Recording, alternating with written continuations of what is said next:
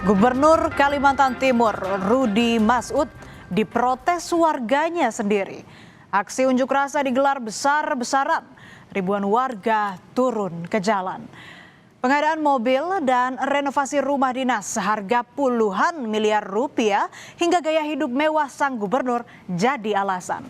Tuntutan mundur pun kencang disuarakan. Aksi kemudian berujung ricuh lantaran sang gubernur tidak dapat ditemui.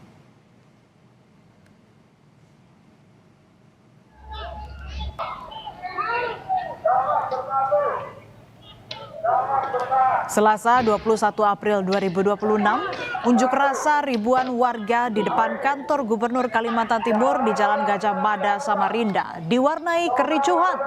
Massa memprotes kebijakan Pemprov Kaltim yang menganggarkan 25 miliar rupiah untuk renovasi rumah dinas gubernur. Namun sayang, Gubernur Rudy Masud tidak dapat ditemui. Saling dorong dan lempar tidak terhindarkan. Mobil water cannon dikerahkan untuk membubarkan massa.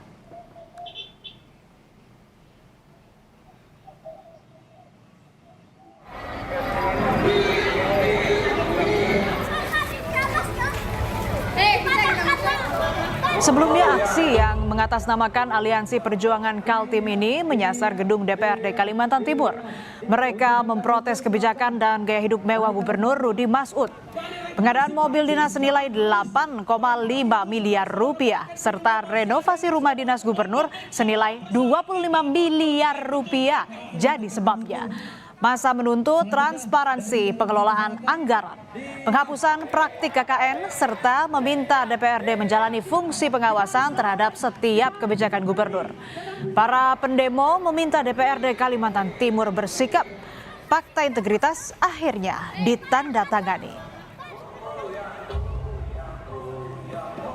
Akumulasi kekecewaan masyarakat, artinya dari segi cara memerintah yang kami anggap ini terlalu berpihak kepada dinastinya, walaupun beberapa jabatan seperti saudara-saudara dipilih secara sah, tapi itu sudah mencederai demokrasi yang kita inginkan.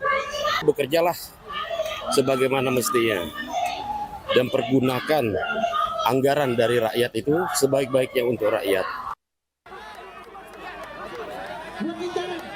Menyikapi tuntutan massa, akhirnya perwakilan DPRD Kalimantan Timur menemui peserta aksi unjuk rasa.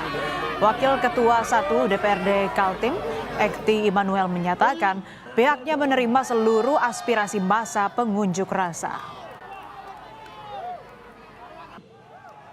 Kesepakatan yang diusulkan oleh adik-adik mahasiswa ini kita sepakat dan kita setujui. Dan nanti saya sebagai Wakil Ketua 1 DPRD Provinsi Kaltim dan Wakil Ketua 2 Ibu Nanda dan Wakil Ketua 3 Ibu Yeni beserta 7 Ketua Praksi akan tanda tangan. Setuju ya? Baik. Aksi unjuk rasa yang ditujukan pada Gubernur Rudy Masud ditanggapi Dewan Penasehat Tim Ahli Gubernur Kaltim Bambang Wijoyanto. Menurut Bambang, demo yang digagas Aliansi Rakyat Kalimantan Timur pada 21 April itu sebagai bentuk residu politik pasca Pilgub Kaltim 2024 lalu.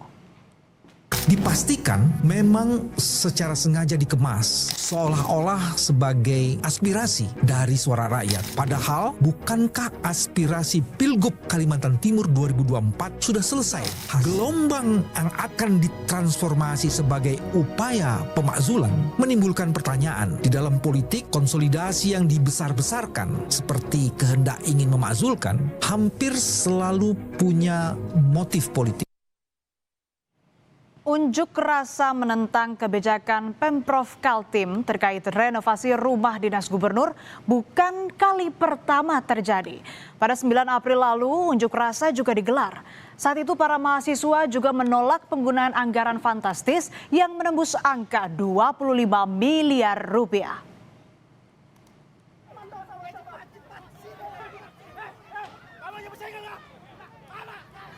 Dalam aksi yang digelar 9 April lalu itu, massa menolak perbaikan rumah jabatan gubernur dan meminta anggaran dapat digunakan untuk kepentingan publik yang perlu diperbaiki seperti jalan rusak.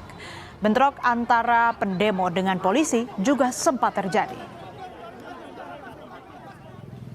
Dan kami PMI itu tidak pas.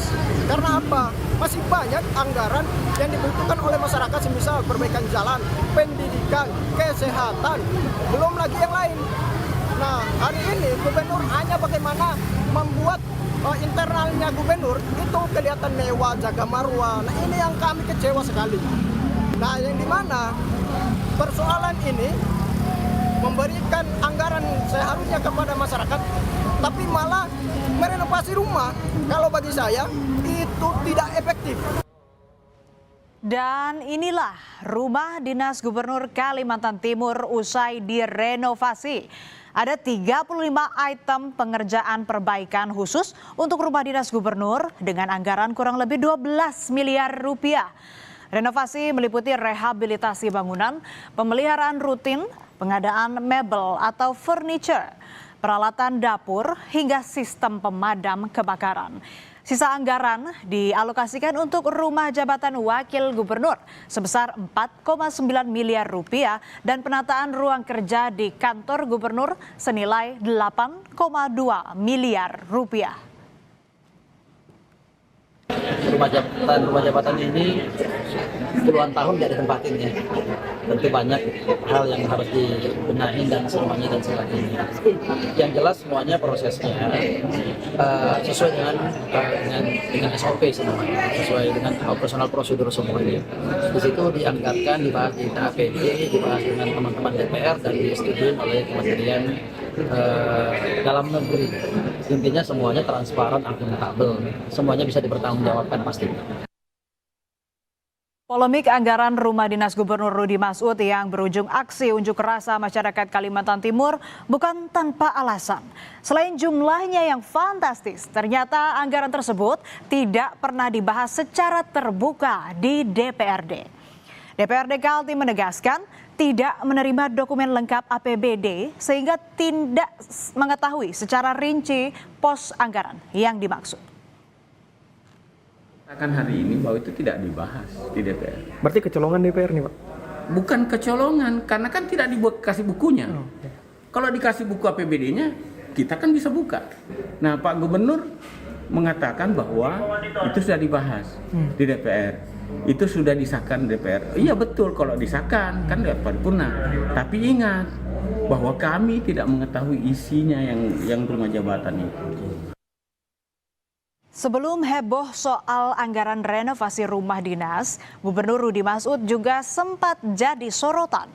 Pengadaan mobil dinas mewah seharga 8,5 miliar rupiah menuai polemik.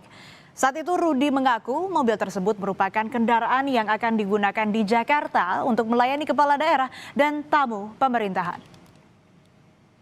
Kalimantan Timur adalah miniatur daripada Indonesia. Tamu daripada Kalimantan Timur itu bukan hanya kepala daerah se-Indonesia, tetapi juga adalah dari global. Masa iya kepala daerahnya pakai mobilnya ala kadarnya? Jangan dong. Iya kan? Jaga dong marwahnya Kaltim. Ini marwahnya Kaltim, marwahnya masyarakat Kalimantan Timur. Mobilnya ada di Jakarta. Pernyataan Gubernur Kalimantan Timur Rudi Masud yang menyebut menjaga marwah ternyata tidak sejalan dengan pendapat warga Kalimantan Timur. Karena pada kenyataannya, saudara, warga masih bergulat dengan infrastruktur yang buruk. Penganggaran rumah dinas dan mobil dengan angka fantastis dianggap sebagai keputusan yang tidak bijak. Jagalah marwahnya yang bayar pajak. Masa kayak ngene, Pak? Seadanya. Nggak masuk akal, Pak. Warga Kaltim. Sana rumah sakit HIS, sana pusat pemerintahan Kutai Barat. Masa jalan seadanya, Pak? Dihujani kritik soal pengadaan kendaraan dinas yang mencapai 8,5 miliar rupiah, Gubernur Rudi Masud akhirnya meminta maaf. Saat itu pemerintah Provinsi Kalimantan Timur berjanji mengembalikan kendaraan mewah tersebut ke penyedia barang yang ditunjuk langsung untuk pembelian. Terima kasih masukan dari adik-adik mahasiswa, lapisan masyarakat, dan seluruh elemen-elemen yang tetap menjadi kontrol sosial. Masukan hari ini sangat berarti dan sangat berkelas. Semoga ke depan kami dan seluruh pemerintah Provinsi Kalimantan Timur berakselerasi untuk bisa memperbaiki kinerja kerja kami ke depannya. Akhirul kalam, wallahu muwaffiq ila aqwamit thariq. Wassalamualaikum warahmatullahi wabarakatuh. Demonstrasi yang terjadi di Kalimantan Timur hendaknya jadi momen untuk membangun komunikasi yang konstruktif dan transparan antara pemerintah dan warganya. Selain melibatkan publik dalam pengambilan keputusan, tegas dalam menetapkan skala prioritas juga jadi kunci agar setiap kebijakan yang diambil mencerminkan kepentingan publik.